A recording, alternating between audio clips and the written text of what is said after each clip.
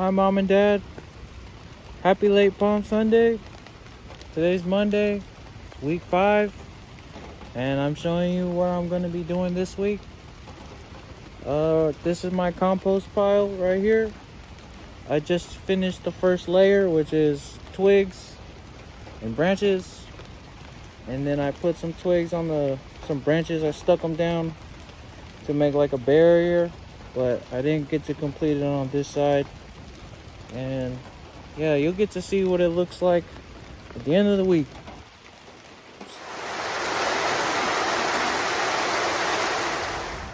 Hi, I'm back again. It's Thursday, and I did a little bit more work on this compost pile. As you can see, I finished kind of like the edge, the barriers, and then I tried to weave some sticks in between the sticks that's pointing in the ground right here. And I just put like more branches. I got some like cinnamon branches and all kinds of branches, and some of it still has the leaves on it, so that's gonna decompose. And then I also had the cahuilas that I had to take out because it was getting overgrown. So all that stuff is kind of like brown, so I put it on top of the branches. And then I had some of this grass, some dry grass, and I've been collecting this for over a year, and some of it is not like this, some of it is like really decomposed like that. So yeah, I just got a whole thick layer of that on top of everything. And yeah, throughout the following months or following weeks, I'm just gonna be adding on top of it because I have some stuff that I gotta clear out. So all that stuff, all that weeds can just go into this compost pile and then can decompose it. And I'm set up right in the back of the pig pens, right over there. You can see Panqueque just chilling, and it's perfect because then I can just go behind here and, you know, harvest their manure and then put it right here. And then there's like a way that I'm gonna be kind of layering it, so that's just gonna be an ongoing process.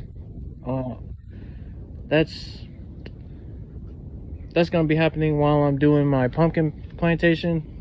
And then hopefully the plan is that I can use this stuff. It'll be ready by the time I'm ready to plant some tomatoes. I want to get a lot of grow bags and plant a lot of tomatoes. So yeah, that's the plan for this compost pile.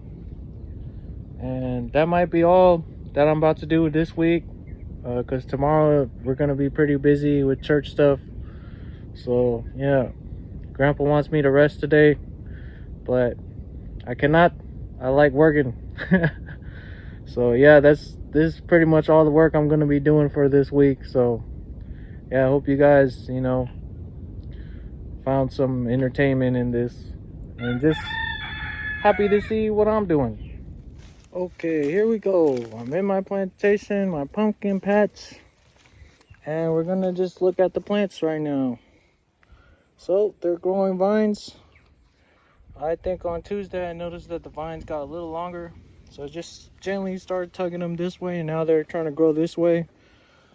And alongside of this malkengi growing is some weeds, some new weeds. So that's a problem. I need to hurry up and like get some more mulch. I still haven't figured that part out, but yeah, this one's growing really good. That one's growing good. This one got big leaves, but kind of slow. And oh yeah, I also lost a plant. This was where I planted, and now it's not there because the ants kept chewing it up, and it just got really weak and couldn't withstand the weather, just from losing a lot of leaves and stuff like that. So yeah, still gotta get rid of these weeds. Here, you can see it right here. The ants just love chewing on this stuff. And there's not really much I can do just water it and hope that the ants inside the dirt will just like get flooded. That kind of keeps it at bay. But really the main thing that's going to stop these ants from killing the plants is if the plant can outgrow the rate at which the ants are eating it. Like this one right here is a perfect example, kind of. Like you can see this leaf is getting ate up. Pretty soon it's gonna be dead, but then we just have more leaves coming in, so it's not really gonna make that much of a difference if 3 leaves get ate up and then like 5 more grow back. And yeah, this is the last one in the line. We got some more work to do, especially around the edges. And then all those greenery right there, all those weeds right there, I'm gonna have to like cut it down with the machete. Then we still have to pull some more stuff out, but it's not that much. It's less than what I started with, or less than what I did. Then the amount of weeds I pulled out, it's way less. Probably about like half of that. So yeah, we're almost done clearing it out. I'm gonna look under this tarp just to see how if the weeds are being controlled under here. And yeah, that looks good. It's kind of looking similar to that now, instead of just all this crazy stuff. So pretty soon I'm gonna have to move this tarp. This tarp also kind of has a problem because it's got holes in it. So wait, let's see if the weeds are still growing. Okay, we only have a little bit that's growing underneath it, but I think that's because there's still like little holes. So that's how they're able to collect the energy from the sun. Here, let's just fold up that hole and then, yeah. So yeah, that's pretty much it. Just do a little walk around, see how it looks. And I think I'm gonna just keep it like this, just to help cover the ground some more.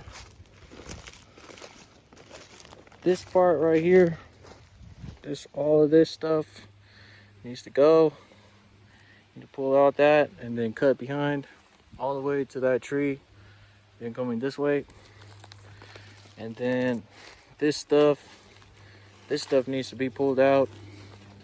But I'm thinking for like after I cut this part and pull this stuff out, I think I'm just gonna leave this stuff here because it's pretty close to the ground and pretty flat. The main reason why I'm trying to take out all these weeds is just to make it easier for the vines to actually get into the soil instead of having to grow through this very thick layers of weeds. Even if they're all flattened down, it's still hella thick, but this is not that bad. The vine can just basically touch the ground. I might come through with a rake and just like, you know, try to clean it up with the rake just a little bit.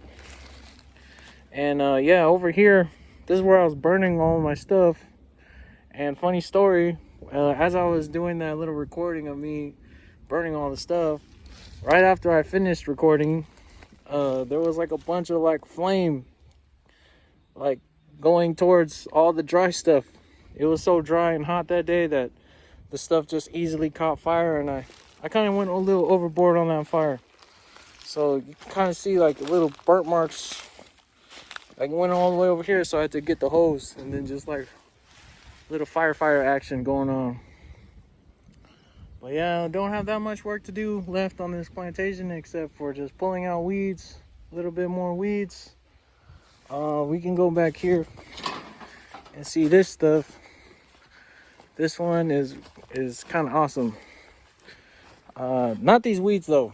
These weeds, I'm thinking of just coming through here with a machete and just cut it down a little bit. But I gotta be careful for this guy right here. He's getting bigger. As you can see, they're kind of like growing, really growing. This thing really likes to grow now. You can see it kind of like getting these tendrils out. It's trying to just grab onto the next thing. So yeah, I don't want it to go all the way in there. I think what I'm gonna try to do is like try to trick it into going like back this way and back to where it can grab onto stuff instead of having to reach across this thing. So maybe I can just go like this. And that should be good for it to like grab onto this one. Then it's gonna be back in this direction. I do kind of like this, like kind of walking through this way. So I'm gonna try to keep that. But yeah, maybe I can clear up more of this area and just plant some more. If I run out of space over here, I can always just plant some more.